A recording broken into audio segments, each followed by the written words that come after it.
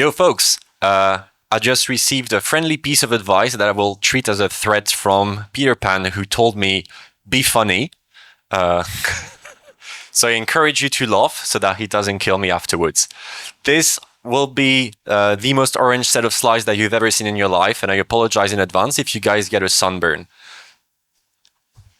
It's badly calibrated. The screen is badly calibrated. We're orange. So we're going to talk about, and I'm going to capitalize on what David just said. We're going to talk about why you should stop putting your game on chain. A completely unconventional thing to say at an on-chain game meetup. Does it work? Woo! So I'm Sylv. I'm the co-founder and CEO of Hyle. In my past life, I also co-created Brick and Dojo, the provable game engine built in Cairo. So I've been around for a bit in the on-chain gaming scene since the early 21. And the thing that is happening now in the scene I feel like an old man telling everyone I fucking told you, and it actually feels great. So what we're going to talk about, how you get the benefits of blockchain, composability, possible financialization, even if you fucking hate the degens, without all the hassle of actually running it on chain. And surprisingly enough, the solution is just to do the extremely left curve thing of don't run your game on your blockchain. I'm just going to say the same thing over and over and over again over the course of about 30 slides. So why do you want to build an on-chain game? Because you want something that is called censorship resistance. We have varying degrees of idealism towards this. We talk about hardness, we talk about censorship resistance. In the end, that's what you want. Second, composability. Supposedly, we're supposed to compose the games, and my flame sword from World of Warcraft will be valuable in this other game. And third, you want distribution. That's actually something that works quite well. Anyone can have a wallet. It's very easy to touch users. Actually, if we look at what we've been doing for 3 years, the reason we've been building on-chain game is exactly why George Mallory, the first guy who supposedly climbed the Everest, he was actually his Sherpa, did it. He just said, because it's there. I think it's fair to say that it's just because it's fun that we're doing it right now. Uncontroversial take, none of these things require you to be on-chain. It is sufficient to be on-chain to achieve all of these 3 points. It is not necessary, and there are much better ways. So, in the words of St. David, I'm going to actually use an example. This is a tweet from a few days ago from a guy who was replying to David from Playment's tweet about this is how player chain works. These are off-chain graphs with players signing things, and this is not running on the blockchain. And this guy did the usual on-chain maxi thing of, oh yeah, but actually it's really good if everything is on the same replace blockchain with computers. It's as if you were saying, oh, it would be really cool if every single application was running on the same computers. Like, yeah, theoretically, but have you ever seen a computer big enough to do this? No.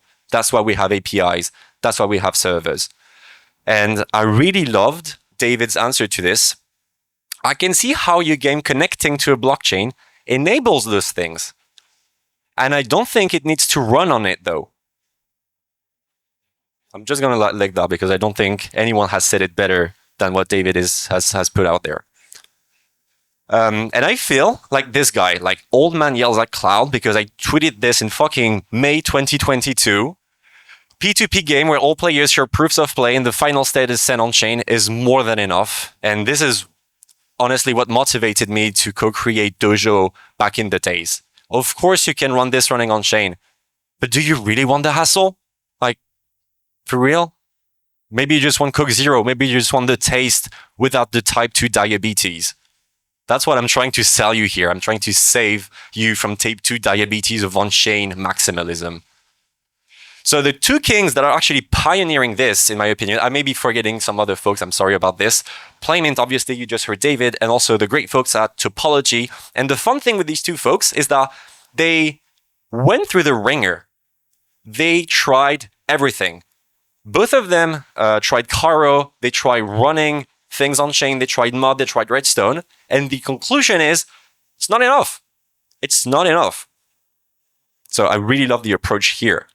So why I love player chains, you get all the good stuff of P2P things. You have great distribution.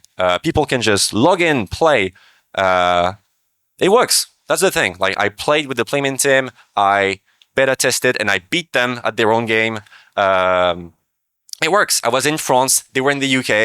No transaction time, no block time, no wallet, no bullshit, no nothing, no weird contraption to get me to sign into MetaMask. No, you need $500 to start playing. I just played. It works. It was fun. I beat them. I enjoyed myself. It was really cool. Yeah, it goes fast. It's cheap. You can still, and that I think it's a crucial point here because I'm talking a lot about on-chain. You still have the option. Option is a very important word here. Option. You can still go on-chain if you want. But it doesn't mean that you should bow to the waffle maker of on-chainness. If you want this, it should be an option. It should not be the first thing that you start off with. I think that as a, I'm going to say industry because I think we're about like 60 people in this room and this qualifies as an industry now.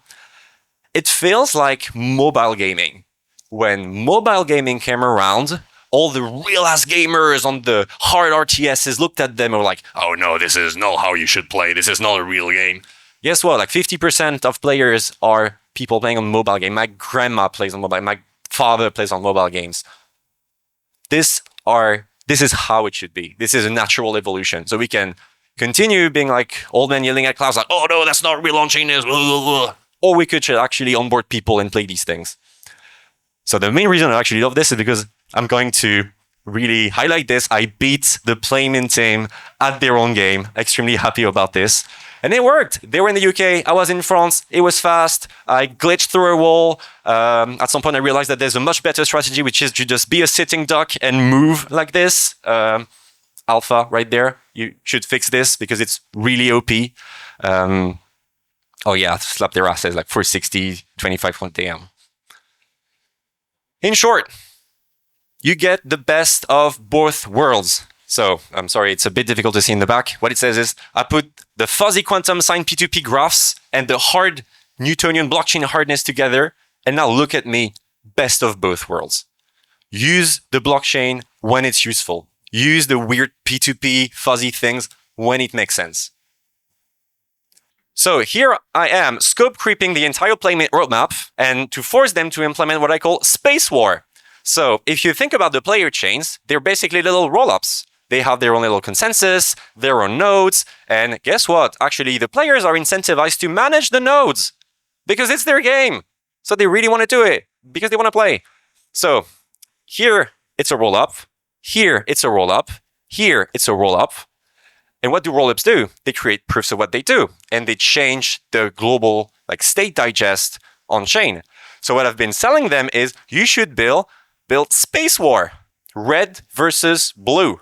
You have a 3x3 grid, and you just fight. Here, the red one, you flip this from blue to red. That's it. This is on chain. This is worth it because you really want the blue team to win. And I would do this because fuck the blue guys. And everything else happens off chain. And that's cool. And then you can prove that you actually spent €2 to just, yeah, fuck the blues. And the fun thing, and that really grinds my gears, we've already done it. We've already done it. Dark Forest is a roll-up. That's how it works. You play off-chain, you generate a proof, you send it on-chain, you change the global state. It works. That's cool because we kickstarted the on-chain game revolution with this. But we can't forget that this thing was not running on-chain. It's not. It's good. So we use this for privacy reasons, so that's great. We can also use it because it's just better, even if you don't want privacy. One thing, we also built one. We have a builder on Hyle also built a provable. Running off-chain, generating a proof, and it's verifying it on-chain. So they built something fun. You can check it over here. They built what they call a provable email game engine. How does it work? I'm going to give you 5 seconds. There you go.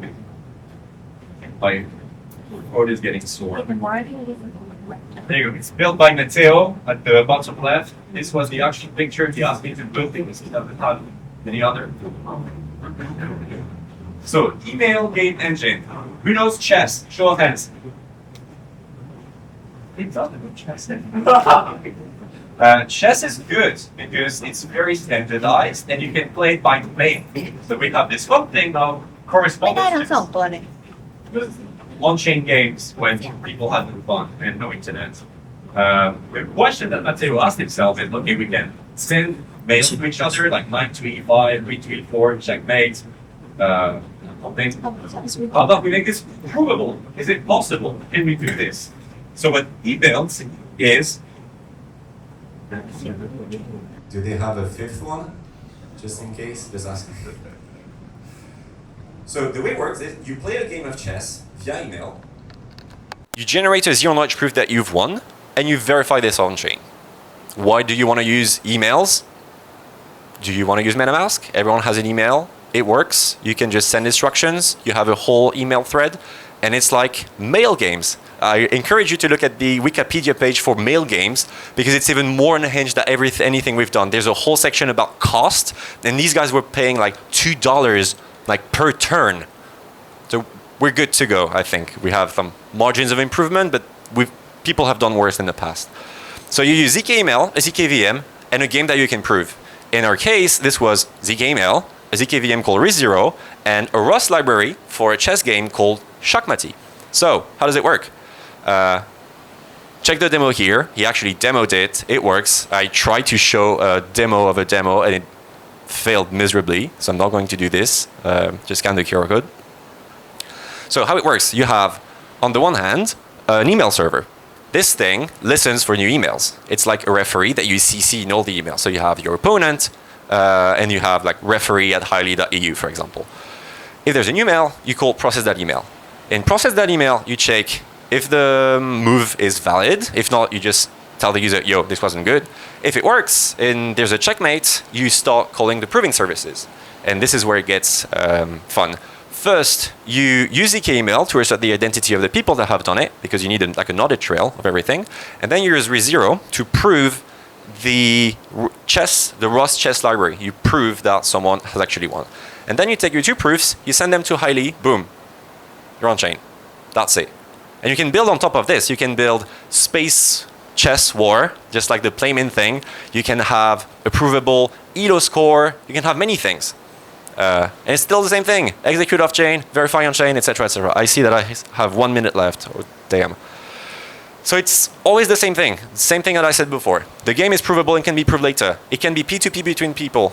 Proving is client-side or server-side. You're very flexible. You don't need to learn a new language. You can just use Rust, use a ZKVM. Really powerful. So if you actually want to build this, I think Hyle, what we're building, is perfectly amenable to this because we're overly committed to provable applications. You run your stuff off-chain, you generate a proof, you verify it on-chain. And we're perfectly made for this. So that's why I'm extremely excited about the player chains, very excited about what Topology is doing, because I believe this is the only way we're going to reach even a modicum of 100K people actually playing any of these games. The blockchain should be optional. So we do a whole bunch of stuff. We enshrine, we're a blockchain that does less things. So we verify zero-knowledge proofs, we sequence transactions, we give you a bit of DA, but that's it. No execution environment, that's for your application. Maybe it's a centralized server, maybe it's client-side, maybe you want to use Rust, maybe you want to use Cairo. We do it all by doing less. Remember this? This is a roll-up. And if you remember the little email game engine that I was showing you, like that's the game, that's the thing that is stored on the blockchain. And if you think about like the architecture again, the email server, it's a sequencer. It's always the same thing. The thing is it shouldn't be a roll-up. Transactions or proof-of-stake transitions, same thing again. The message here is just like, oh, blue beat red, red beat blue. You can use like any type of proving services that you want. The red arrow is client-side proving, the black arrow is a proven market, the green arrow is a proving service. Proving can be centralized. There's a verification that needs to be decentralized. Just gonna skip over all that. It was great. Blah, blah, blah. Here it is. Hope I was funny enough. Don't run game on chains, folks.